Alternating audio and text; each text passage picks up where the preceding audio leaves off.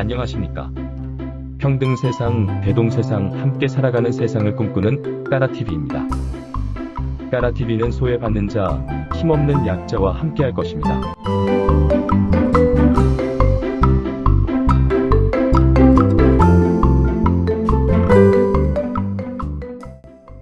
서울교육청과 대교문화재단과의 결탁을 규탄한다. 서울시교육청이 지난 20일 대교문화재단과 경계선 지능학생 학습 지원을 위한 업무 협약을 체결했다. 평등 교육 실현을 위한 서울 학부모회는 이 업무 협약을 다음 3가지 이유로 명백히 반대하며 규탄한다.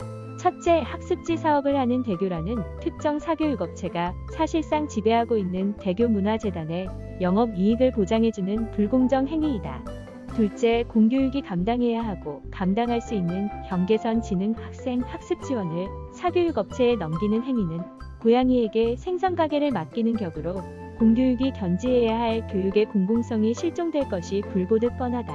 셋째, 업무 협약의 내용이 구체적이지 않아 책임 범위가 불분명하다. 따라서 한편 정치인으로서의 교육감과 대교라는 사교육업체가 선전 효과를 목표로 한 알맹이 없는 홍보성 사업의 가능성이 크며 한편 위임의 범위가 무한되어서 방만한 사업이 될 우려도 높다.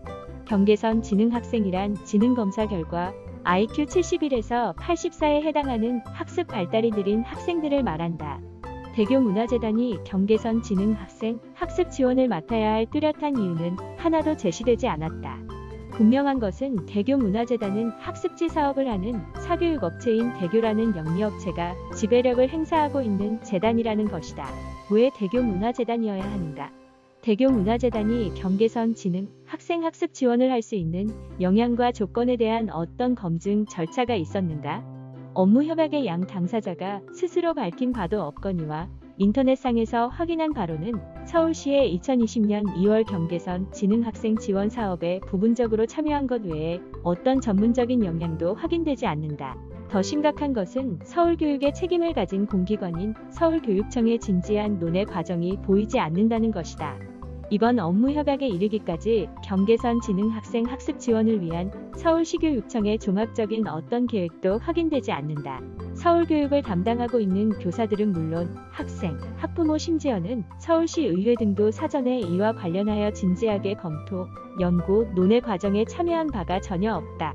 어느 날 갑자기 대교문화재단과의 업무 협약이 발표됐을 뿐이다. 평등교육 실현을 위한 서울학부모회는 이번 대교문화재단과 서울시교육청이 맺은 경계선 지능학생 학습 지원 업무 협약은 정치적 선전 효과를 노린 알맹이 없는 홍보라는 의심을 떨칠 수 없으며, 다른 한편 경계선 지능학생 학습 지원 사업을 사교육업체인 대교에 맡기는 것은 교육 공공성을 해칠 것이라는 점에서 더더욱 우려하지 않을 수 없다는 점을 분명하게 밝힌다.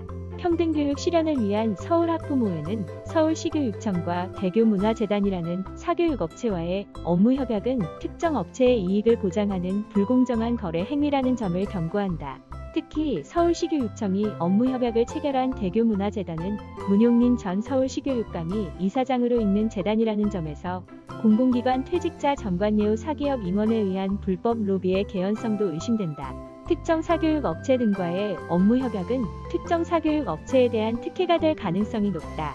공공기관은 사교육 업체 등 영리업체와 업무 협약을 체결하는 것에 매우 신중해야 한다. 서울시교육청은 대한민국 수도 서울의 공교육을 책임지고 있는 중차대한 공공기관이다. 평등교육 실현을 위한 서울학부모회는 서울시교육청과 대교문화재단이라는 사교육업체와의 업무 협약을 전면 폐기할 것을 촉구하며 아울러 다음을 요구한다. 하나, 서울시교육감은 교육 공공성을 훼손할 가능성이 높은 사교육업체와의 업무 협약을 즉각 취소하고 서울시민, 학생, 학부모들에게 사죄하라. 하나, 서울시교육청은 경계선 지능학생 학습 지원 사업 등 서울시 교육 정책을 공공성과 민주성 강화의 원칙에서 수립하고 집행하라. 하나, 서울시교육청은 정기적으로 월 1회 학부모 단체, 교사 단체, 청소년 단체와 정책협의회를 개최하고 의견을 수렴하라. 2020년 7월 28일 평등교육 실현을 위한 서울학부모회